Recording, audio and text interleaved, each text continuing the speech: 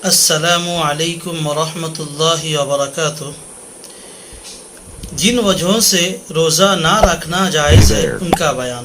যে সমস্ত কারণে রোজা না রাখাও চলে সেই সমস্ত কারণগুলো বলবো। अगर ऐसा बीमार है कि रोज़ा नुकसान करता है और ये डर है कि रोज़ा रखेगा तो बीमारी बढ़ जाएगी या देर में अच्छा होगा या जान जाती रहेगी तो रोज़ा ना रखे। যদি বা এমন অসুস্থ হয় कि রোজা যদি রাখে তাহলে ক্ষতি হবে, রোজা রাখলে ক্ষতি হবে, বা ভয় এটাই যে রোজা যদি রাখে অসুস্থতা বেড়ে যাবে, বা এমন যদি ভয় হয় যে রোজা যদি রাখে হয়তো জানেরও ক্ষতি হতে পারে, জান ক্ষতি হতে পারে, মরে যাওয়ারও ভয় হতে পারে, তো রোজা এইরকম যদি অবস্থা হয় रोज़ा ना रखना चलবে। जब अच्छा हो जावे तो उसकी काज़ा रख लेवे, যখন ভালো হয়ে যাবে তখন ওই সমস্ত রোজার কাজা রেখে দেবে। लेकिन फ़कत अपने दिल से ऐसा ख्याल कर लेने से रोज़ा छोड़ना दुरुस्त नहीं। কিন্তু শুধু নিজে মনে মনে ভেবে এইরকমই রোজা ভেঙে দেওয়া চলবে না। কেমন করে?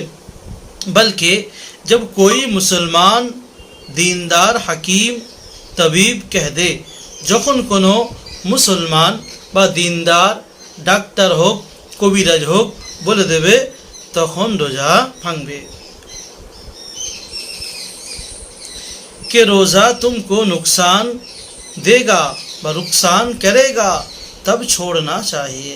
যখন ডাক্তার বলে দেবে যে তুমি যদি বা রোজা রাখো তাহলে তোমার ক্ষতি হতে পারে, রোজা রেখো না, তখনই তুমি রোজা ভাঙতে পারবে বা রোজা রাখবে না।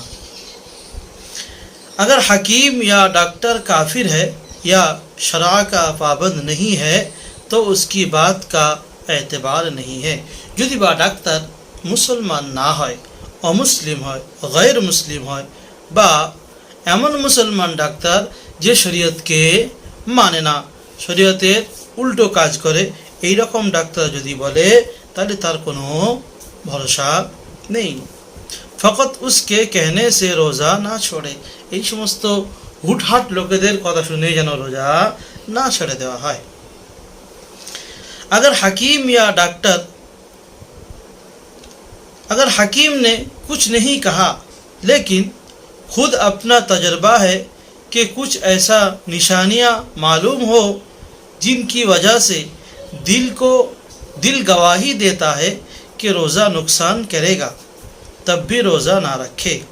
যদি বা ডাক্তার না বলে কিন্তু নিজের এমন দেখা আছে বা এমন এর আগে হয়েছিল বা জানে, নিজের তজরবা আছে বা প্রবীণ লোক, সে বুঝতে পারছে এমন কিছু জিনিস দেখে সে অনুভব করছে যদি বা রোজা রাখে তাহলে ক্ষতি হয়ে যেতে পারে।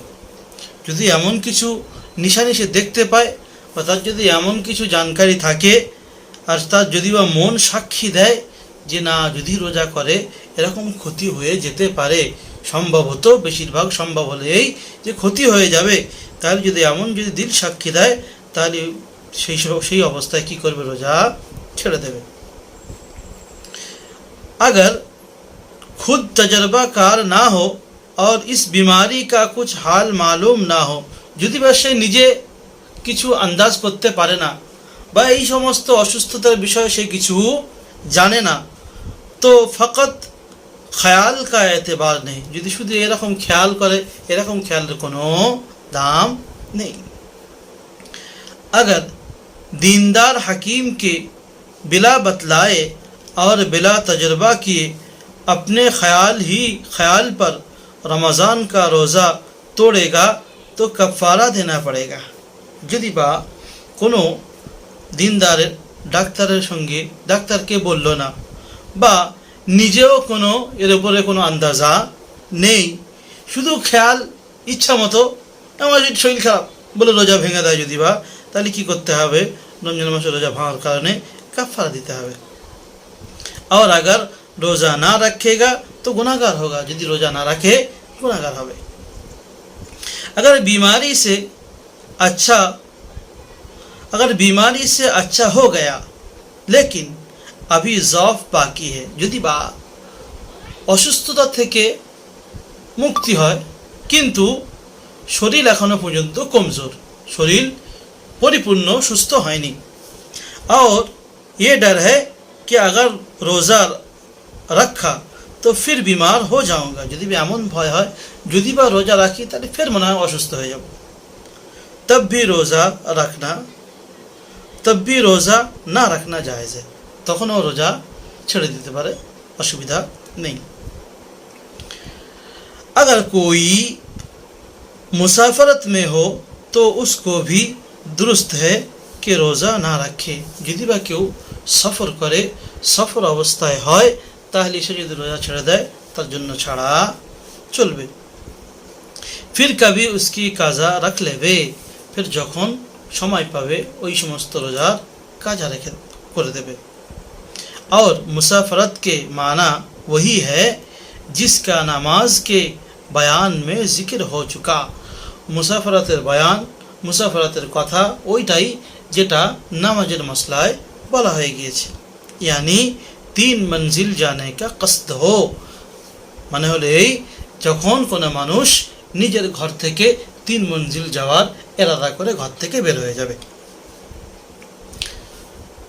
मुसाफरत में रोज़े से अगर कोई तकलीफ़ ना हो, जैसे रेल पर सवार है, যদি বা সফর করে কেউ, সফর অবস্থায় যদি বা এমন সুবিধাজনক সফর হয় যে এতে কোনো অসুবিধা নেই, যেমন কেউ যদি বা ট্রেনে সফর করে, এখন ট্রেন তো বহু রকমের আছে, চালু ডাব্বা রয়েছে, স্পেশাল রয়েছে, এসিওয়ালা রয়েছে, যদি বা কেউ স্ট্যান্ডার্ড বগিতে যায় তার কোনো সমস্যা এখন হয় না খুব একটা, যদি বা এরকম অবস্থা হয় কি যে ট্রেনে সফর করছে তো কি হবে।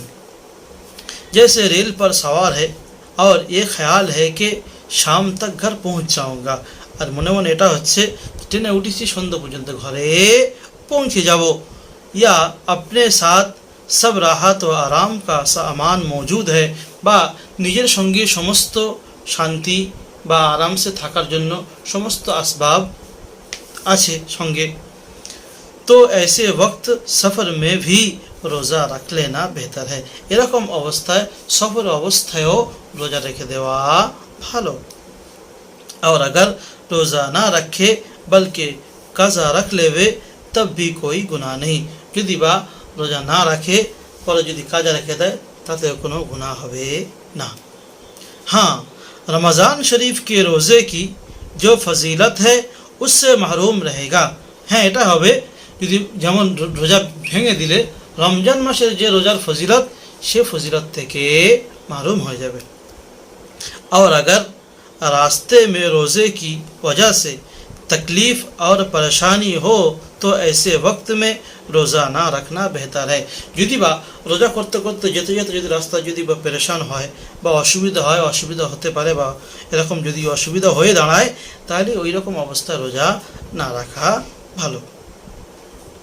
अगर बीमारी से अच्छा नहीं हुआ, उसी में मर गया या अभी घर नहीं पहुंचा, मुसाफरत ही में मर गया, तो जितने रोज़े बीमारी या सफ़र की वजह से छूटे हैं आखिरत में उनका मुआख़ज़ा ना होगा, क्योंकि क़ज़ा रखने की मोहलत अभी उसको नहीं मिली थी। যদি বা কেউ অসুস্থ ছিল, অসুস্থতার কারণে রোজা ছেড়ে দিয়েছে, বা কেউ সফর করছিল, সফরের কারণে রোজা ছেড়ে দিয়েছিল বা রোজা করেনি, সফরে রোজা করেনি, সে যে বিমার ছিল সেই বিমারি অবস্থায় বিমার থেকে সুস্থ হওয়ার আগে মরে গিয়েছে। গেল একটা দিক। যে মুসাফির ছিল, সফর করছিল, সফর করতে করতে সফর থেকে বাড়ি ফেরার আগে মারা গিয়েছে। যদি এমন হয় সেই যে সফর অবস্থায় মরে গিয়েছে, রোজা করেনি, আর বিমার অবস্থায় মরে গিয়েছে, রোজা রাখেনি, তো এই সমস্ত রোজার কোনো হিসাব তার নেওয়া হবে না। কেন? তারপরে যে বিমার ছিল সুস্থ হয়ে রোজা রাখবে, সুস্থ হওয়ার আগেই মারা গিয়েছে, অতএব রোজা রাখার সময় সে পায়নি। আর মুসাফির যে ছিল সে বাড়ি এসে রোজার পরে কাজা করবে, সে তারও একই অবস্থা, বাড়ি আসার আগে মারা গিয়েছে, মানে রোজা কাজা রাখারও সময় পায়নি, ওই জন্য তার এ সমস্ত রোজার হিসাব নেওয়া হবে না।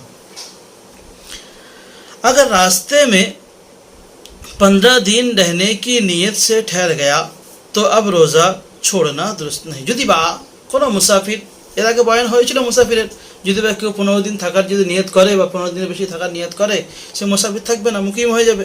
তো সেই রকম বলছে, যদি বা কেউ কোনো জায়গায় যেতে যেতে রাস্তায় যদি নিয়ত করে না যেখানে 15 দিন থাকবো বা 15 দিনের বেশি থাকার নিয়ত করে যদি সেখানে রয়ে যায়, তাহলে সে কী হবে, তার জন্য রোজা ভাঙা চলবে না। तो अब रोज़ा छोड़ना दुरुस्त नहीं, जो रोज़ा छाड़ा चलबे ना, क्योंकि शरा में अब वो मुसाफिर नहीं रहा, कारण हलो एटाई शरीयत बोलछे ओ आर मुसाफिर बाकी थाकबे ना, मुकीम हो जाबे। अगर 15 दिन से कम ठहरने की नियत हो तो रोज़ा ना रखना दुरुस्त है। यदि 15 दिन कम थाकार नियत হয় তাহলে সে মুসাফির বাকি থাকবে, মুসাফির বাকি থাকার কারণে রোজা যদি ছাড়ে কোনো অসুবিধা নেই। हामिला औरत और दूध पिलाने वाली औरत को जब अपने जान का या बच्चे की जान का कुछ डर हो तो रोज़ा ना रखे, फिर कभी कज़ा रख लेवे। যদি বা গর্ভবতী মহিলা বা এমন মহিলা যার কিছুদিন আগে বাচ্চা হয়েছে, বাচ্চা দুধ খাচ্ছে, যদি এমন মহিলা হয় যে গর্ভবতী মহিলার যদি বা ওই অবস্থা রোজা করে পেটের বাচ্চা যদি ক্ষতি হওয়ার সম্ভাবনা থাকে, বা এমন ছোট বাচ্চা যদি বা রোজা করে তাই দুধ হবে না, দুধ খেতে পারবে না সে, তাহলে বাচ্চার কষ্ট হবে। যদি এরকম হয় তাহলে সেই সমস্ত মহিলাদের রোজা রাখবে না, পরে কোনো সময় কাজা করে দেবে। लेकिन अगर अपना शोहर मालदार है और कोई अन्न रख के दूध पिला सकता है तो दूध पिलाने की वजह से माँ को रोज़ा छोड़ देना दुरुस्त नहीं। যদি বা কোনো ছোট বাচ্চা রয়েছে, তার মা দুধ খায় কিন্তু তার স্বামী মালদার, সে যদি অন্য কোনো দায়ীকে ঠিক করে নেয় যে তুমি বাচ্চার দুধ খাওয়াবে, সে নিজের বুকের দুধ খাওয়াক বা বাইরের কোনো দুধ খাওয়াক, সে দুধের যদি বা দায়িত্ব নিয়ে সে যদি বাচ্চাকে দুধ খাওয়ায় বা বাচ্চা তার কাছে রাখে, তাহলে मार रोज़ा छाड़ा जावे ना, मार रोज़ा रखते हुए। अलबत्ता अगर वो ऐसा लड़का है कि सिवाय अपने माँ के किसी का दूध नहीं पीता है तो ऐसे वक्त में माँ को रोज़ा ना रखना दुरुस्त है। যদি বা এমন বাচ্চা হয় যে সে নিজের মার দুধ ছাড়া অন্য কোনো জায়গার দুধ সে পান করে না, তাহলে এমন সিচুয়েশন হলে তখন কি করবে, মা রোজা ভাঙতে পারে।